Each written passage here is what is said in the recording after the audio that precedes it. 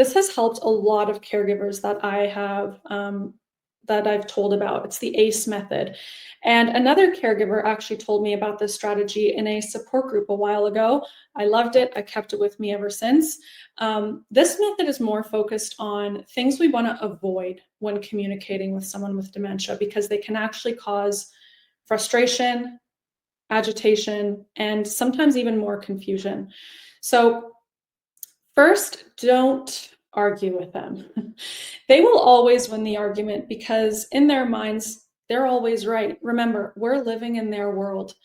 If you argue with someone with dementia, you have already lost the argument before it starts.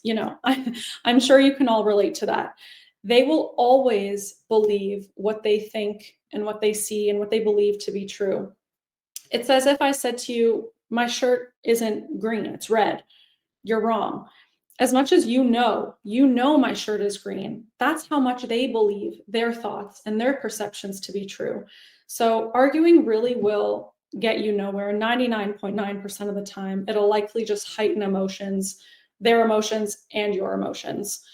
Second is not correcting them. We want to refrain from telling them when they're doing something wrong, of course, within reason and taking safety into account. But, there was an example once. A caregiver told me his wife put away all the dirty dishes from the dishwasher into the cupboards. And he didn't say anything. He just fixed it afterward when she was asleep. And that's the best thing to do, because telling them you did that wrong, that's wrong, they were dirty, correcting that behavior again won't make them feel good. Or maybe if they're telling a story and it's not making sense, the best thing to do is just actively listen, just show interest.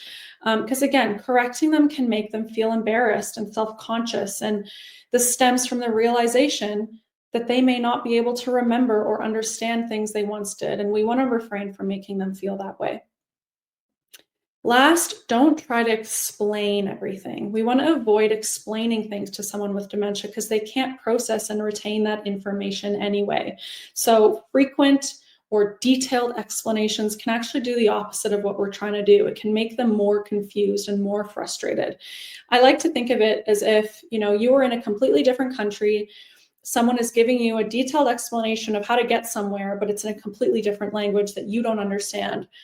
This isn't helpful, and it's probably going to make you more confused and more anxious, right? So giving someone with dementia a detailed explanation will likely have the same effect. That being said, we want to give simple explanations instead of, because sometimes we do need to explain something. They don't want to take their medication. What do we say? We don't want to say, you need to take this medication because you have high blood pressure and this medication lowers your blood pressure, yada, yada, et cetera, et cetera. Instead, we want to say, the doctor wants you to take this, or the doctor said to take this, right?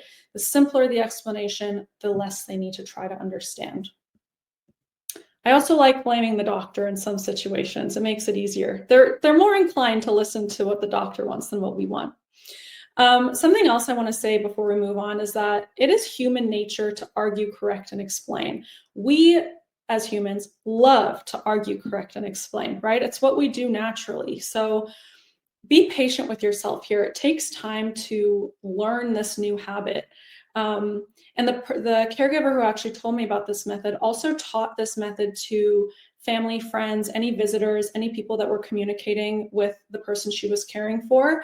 And she said it made a world of a difference in keeping her loved one calm and understanding as much as she possibly could.